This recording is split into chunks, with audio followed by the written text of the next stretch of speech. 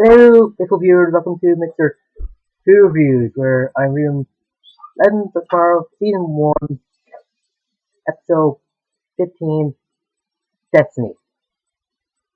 Those that haven't seen it, there's spoilers in this, so don't rewatch this. Anyway, that's all begins with the first episode, with when Rip is just gathering the team, or just trying to get them to join himself in Savage, and when everybody just dispatches, Jackson turns up, but it turns out that Stein set the time coordinates for town 16 after the whole meeting with Rip and that. And Jackson's getting the sign of the past, or episode 1 help of trying to get the mini time ship, I think, to them back to where he's from. There's a whole scene with them, like, Stein wants to know the future, and Jackson saying, like, can't really tell him, like, no, he can't. And just giving out and saying that he forgot that he was so, actually, like, a know-it-all, and started thinking that Jackson probably, like, he's dead in the future, but Jackson refers, like, he's dead. Um, Jackson just said, get into the mini time ship and go back. Anyway, we have Rip and the gang.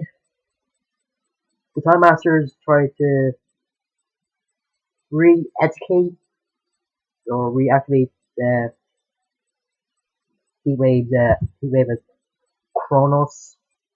Alright, let's talk therapy. Yeah, that's a good idea. And they knock out Kendra and put her in the top of his time ship, and Carter is there as well, but he's like frozen in animation or something. And then Rip gets shown this device called the Oculus. Yeah, I don't know if I'm saying that right. That the Time Masters use to view into the future and past, but also manipulate it. And the Time Master, who was his teacher, was in the not Civil War, the Cold War episode that they were in Russia, and that tell him that they had been manipulating Rip and the team from maybe the beginning, or since they were kids, or whatever. And Rip is just broken when he realizes, or when the Time Master tells him that they were the ones that told Savage to kill his wife and son. And he just believing that everything is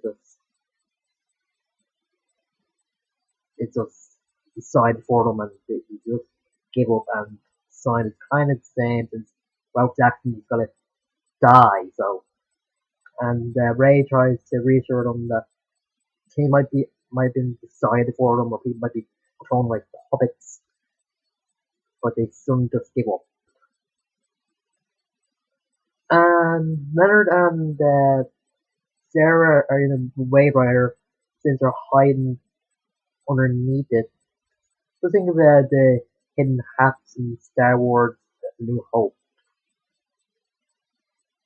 And Sarah needs to convince Leonard to go back and save Rip and the others. And he pulls a gun on her. Not for long, since Rip's phone rings and the artificial intelligence, I forgot the name for a minute, Gideon, it's still online, and this helps them get the time Rip is working, but then afterwards just save Rip and the gang, and also that, no. Well, they just escape for a while, and Rory turns out that he didn't get fully controlled by the Kronos personality, and kills the guy that tried to make him the Kronos again by stabbing on his head. And he had some funny moments in this. Whether it's just talking to Ray about how he got how he resisted being turned into Kronos the second time because he cares about the team, where the first time it was his hatred for the team that made him immune to it. But a bit funny. And really funny because just like that Kim's school that said I don't tell those guys like care about these. It's so weird. Anyway, after escaping, the team decides to try to destroy the Oculus, and Rip tells Ray that he's gonna die, or he's seeing death, and that the Time Masters are just missing it. Let's see. They get to the vantage point again, try to destroy the Oculus, but turns out they're just trapped. But then there's a fight, which is good. And while that's happening, Savage is in London at the time where he is going to kill Rip's family. And Kendra tries to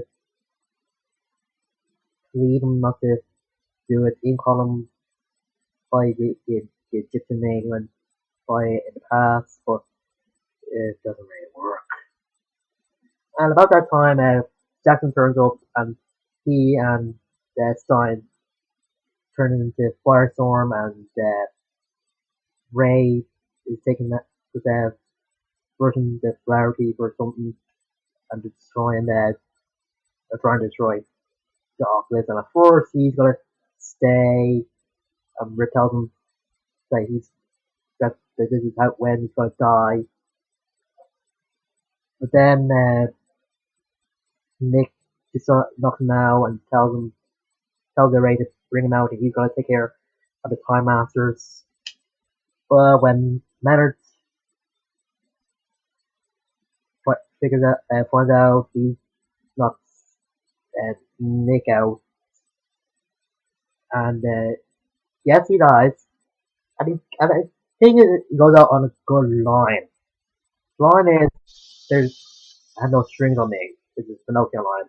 This is good since he was the one or someone else on the team said they they are actually puppets since the Time Masters for manipulating their timeline, and just a good line. Anyway, everybody just like upset that Leonard's dead, especially Nick. And when Ray decides to see him and just tell him that Nick didn't die from nothing since the Oculus is destroyed, so they have free will now. And Nick says that he just feels like he needs to kill somebody for Nick or Leonard, but since the Time Masters are like crippled, they can't really do anything. In the time ships can't even map out the timeline anymore. So there's a good part where and Leonard and Sarah are in the Blade Rider going off, and the Time Master tells the captains of the other time ships to go after him, but they shut down like their AI to start singing a song.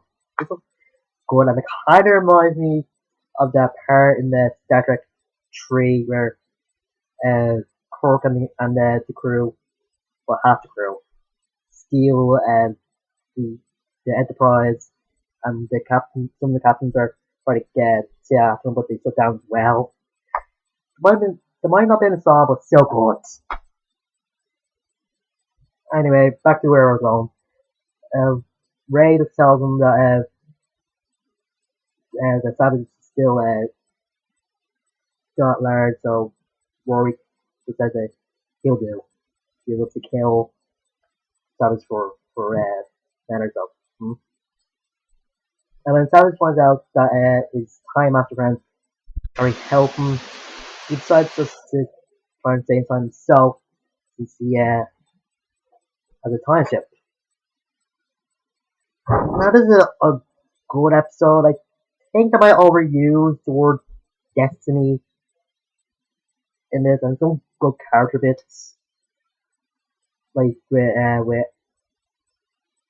Sarah and Leonard. Leonard's character said, tell him the backstory of the ring he has, just as a reminder of the in wonderful, I think wonderful jobs that he and Nick had. Sometimes that he's glad that he got kids from Sarah. He kind of hinted that he won one in one of the parts of the episode. So, you know. And it's also Rip is good as well.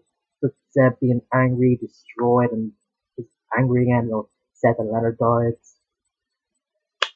And it's a good episode.